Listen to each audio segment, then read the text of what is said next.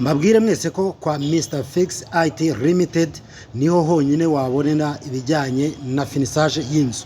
Muri kumwe na MC Peter TV show, ni ukwinjiramo gusa tukajyana tukagera nayo ubundi mukamenya ngo ni ibiki bibera kwa Mr Fix IT Limited.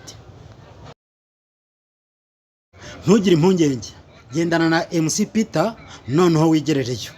Aha honyine niho honyine ushobora gukura ibikoresho bya finissage y'inyubako yawe.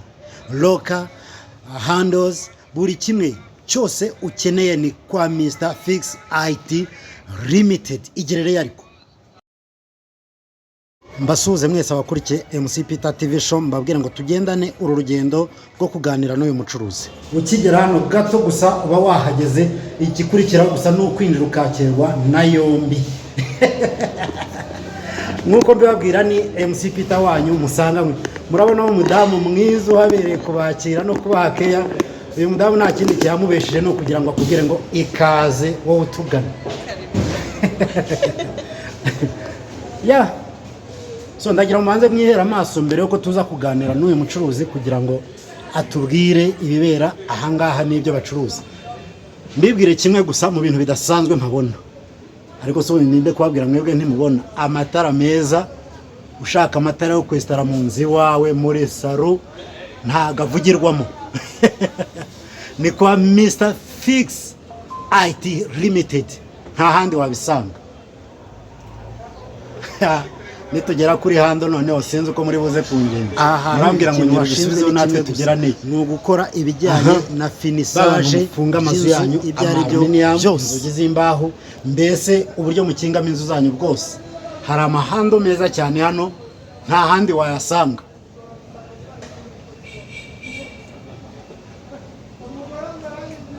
Kuhagera byonyine uje guhaha umutekano wawe wizewe, kuko niyo wahibagirwa igikoresho ubahamagaye gato yagusaba rajya kuri system kamera bagahita babibona ko wacyasize, yaba ari no wakuje inyuma akacyandurura bagahita bamubona kuko ni ibyangombwa barabiteganije byose. Ngaho ndebere ngura kinga inzu. Yewe itonde witegereze wirebere neza wowe ubwawe. Izi zose muri kureba ni loka. Ana amaroka adasanzwe. Mbabwira. So reka nganire gatoya n'umucuruzi kugira ngo aze kugira ikintu atubwira. Nubwo mwumvise ngo ni kwa Mr Fix IT Limited, na nyirahubwe yitwa, ndumva mukanya ngiye kumubereka akababwira amazina ye. Ninjira mwabonye mwakirwa n'umudamu, wundi abadamu Imana arabahamagaye ngo bazaje bita kubakiriya. Bita kubakiriya, ariko nimba mubibona neza meza. Amaroka ari ahangaha, hando ziri ahangaha, buri bwoko bwose bwa hando wakwifuza urabusanga. Abantu bakeneye kukingarira ama sliding, ibiciro ni nk'iby'umuneki. Ni kwa Mr Fix IT Limited. Ngaho da izi hando hari ahandi hantu wapfa kuzisanga. Ibiciro mukanya ndaje tuganire nawe araza kubabwira. Amahinjezi murayabona, yaba umukara yaba silver, zose zirahari biterwa n'urugi ugiye gukinga, yaba urw'imbaho ndetse n'iza aluminium byose birahari. Hando zo murazibona, na za hando zifite metero hafi 2 na metero 1 n'igice, zose zirahari. Nimba mwabikurikiye neza byose mwabibonye.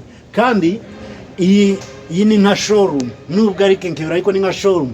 Stock yo harimo byinshi, ntugire ikintu na kimwe watekereza utabonera ahangaha. Ikintu cyose washaka wakibona. Hano hari ama smart lock. Izi ngizi zo niba mureba neza mwitegereze murebe. Iyi loka ntugire ikibazo, nuguhamagara gusa. Nimero mwayibonye dutangira niyo wasubiza inyuma. Nkubwire kandi gato, delivery is for free. Delivery kugira ngo ibintu bikugereho n'ubuntu. Iyi loka nziza cyane uyibona ku giciro cyiza kandi gihendutse. Nabwe ntacyo muzi, itegereze hano. Nabwiye ngo naje kubereka loka zigezweho. Bya ipangu byanyu, amapine meza cyane yo gushyira ku magate kugira ngo sliding neza. Nahangaha wasanga. Tuvuge se no kuri push bar. Izi ngizi bazita push bar, zijya kuri ya miryango yo hagati mu mabanki cyangwa no mu yandi mazu meza ushaka gushyiraho umuryango wo muri koridoro ku buryo umuntu apushinga ahita agenda, cyane cyane ahakunze gukoreshwa nka emergency. Izi bazita push bar. Igiciro icyo naje kumenya cyo ni nk'icy'umuneke. Ndaza byaze bikunze araza kutubwira uburyo aranguramo n'aho arangurira. Ndabiza abacuruzi benshi kugira ngo ahubwire ngo ndanguza ngaho biragoye, ariko kandi nimuza kumukurikira neza muraza kumenya uburyo ari umucuruzi mwiza. Ibintu byose nta na kimwe kitari aha ngaha, nta na kimwe. Ubuse mbereke ikizi amaskubiti meza afite pula ndetse na special, ibintu byose biruzuye. Amaskoci meza yandi agezweho afata neza kandi atubutse, apana bwa bundi babaha budafasha. Ni kwa Mr Fix IT Limited.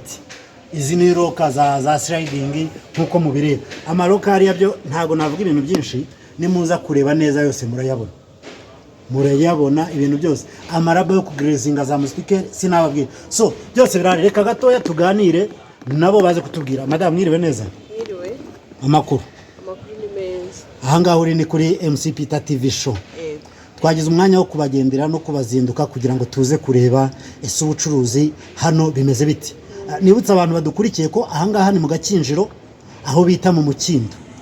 Iyo urimo winjira ugira ngo ugere mu iduka rya Mr Fix IT Limited, ni iduka rya mbere mu kaboko k'iburyo winjiye mu Mukindo, akaboko k'iburyo muri escalier ya mbere, ni inzu ya mbere muri escalier ya mbere. Ukizamuka muhita uzamuka ugatangira gukata icyapa uhita ukibona cya Mr Fix IT Limited. Ukinjiramo rero uhita wakirwa n'uno mudamu. Madam wakwibwira abantu badukurikiye?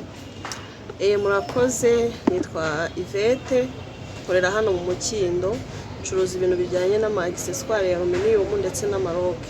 Kubishifuza gufunga ku madirishya ndetse n'imiryango ni karibu, dufite ibintu byiza kandi ku biciro bikeya cyane.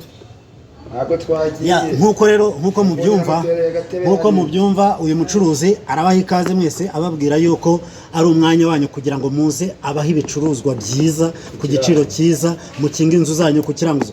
Madam nitegereza ibintu muri gucuruza hano nabonye bidasanzwe, nabonye ari ibintu byiza, nabonye ubu ntago bihenda. Oya ntago bihenda, tubahera ibiciro byiza cyane. Igiciro ni nk'icy'umuneke. Umukiriya wese uhageze yisangamo nta kibazo, mwagera mu kareba. Ibi bintu uko mbona bihenze cyane. Reka tunyaruke buri abadamu bavuga baziga, tuze kwerekera ku mugabo we. Muramubona aba yicaye yiturije, ahagaze hafi y'amarembo yicaye atuje agira ngo yakire abantu na yombi. We muraza kundeka mwegere gatoya tuze kugira ikintu tuvugana dushingiye no kubyo tuba tureba. Byanza bikunze murabibona neza yuko ibicuruzwa biri aha ngaha bikeneye yuko muhagera. Nyakubahwa muraho neza? Murakoze cyane kunyakira. Jewe nitwa MC Peter. Andi nitwa Felix Ngawenje, ni company Mr Fix Limited. Ariko reka mbabwire, abacuruzi mufite ukuntu muzi guhitamo ibijyanye n'amazina yanyu. Kubera iki iri duka ryawe waryise Mr Fix IT Limited kandi nawe witwa Felix? Kuryita rirazina rero nebye nsanga ibintu mfite ni ibintu byo gufigiswa muri aluminium. Ndareba n'izina ryanjye nshaka kubihuza kugira ngo bijye ku murongo, umuntu uzaza akabona Mr Fixed yabona na Felix akumva aranyuzwa akabona n'izina ryiza kandi ngendeye no kubicuruzwa bicuruza. Ukuri kose ukwiye gushimirwa kuko iyo ugenzuye izina Mr Fix ukagera ku izina ry'umuntu Felix, byanze bikunze ugakora n'ibintu bijyanye na finissage. Bino bintu bya ni finissage, ni ibikora akazi ka finissage, kuko ngira ngo umuntu iyo ageze ku rwego rwo gushyira loka ku muryango ubwinzi ba yarangiye. Bivuze ngo ibintu bijyanye na finishing byose by'inzu byose babibariza aha ngaha. Cyane birahari rwose ku giciro cyiza. Ndabona hari ibintu byinshi rega tutabashije gufungura ngo tugereho, ariko some example ndaziruza aha ngaha. Aya maroka byibura nk'iyi roka yawe igura hanga. Roka rwose ni 28 ku giciro cyiza cyane. Ndakora jewe ubu numvaga iyi roka byibura iri nko ku bihumbi nk'ijana. Abantu mukurikiye MC Peter TV show ngaho namwe ni mwirebe ngo mu bihumbi ngo bigeze ngo kuri 20 ngo n'8 ni miruwari yirebe neza. Yirebe burakira ndakora hiye niko mbega serire mbega seri iratwika ndakurahiye umva ahangaha niwe ukinga rero ukumva noneho uri umukire bya nyabyo cyane rwose. ibi ngibi babyita amafaranga so reka rero mbabwire abo bakiriya bari gutambuka mubahe ibyo bashaka nta kibazo ndabizi kwa Mr Fix ariwe Felix ibintu byose biba bihari.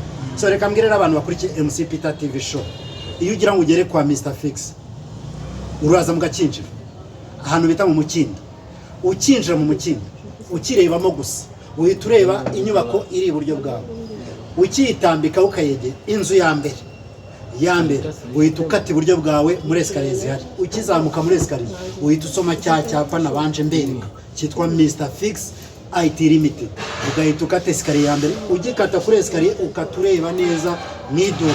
Reka no mbabwire ngo mwese abadukurikiye nakagaruka subscribe kuri MC Peter TV show, ubundi mwese kwiduka kwa Mr Fix. Ndagira ngo mbabwire ko ibiciro yabibabwiye ni nk'iby'umuneke, niba mumureba kandi koko murabona kameze koko nk'umuntu utanga ibiciro nk'iby'umuneke kuko nawe imineke bamugezeho.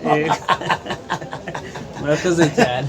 Ya reka rero mbabwire ngo nakagaruka nongere mbereke iri duka, umuntu wese agira umwanya wo kuzinduka, abakiriya bose bisange, nawe kandi wisange. Ndagira ngo mbabwire ngo nta kintu na kimwe kitari ahangaha. Uyu muntu bita Felix niwe umwe mu bantu bayoboye hano mu Gakinjiro ko ku Gisozi aho bita mu Mukindo, ku biciro byiza biri hasi. Uwo mukiriya muhereze yoroka nta kibazo. Ndabibona neza ko abakiriya baba babikoze cyane. Noneho rero nimuze namwe munyaruke ni kwa Mr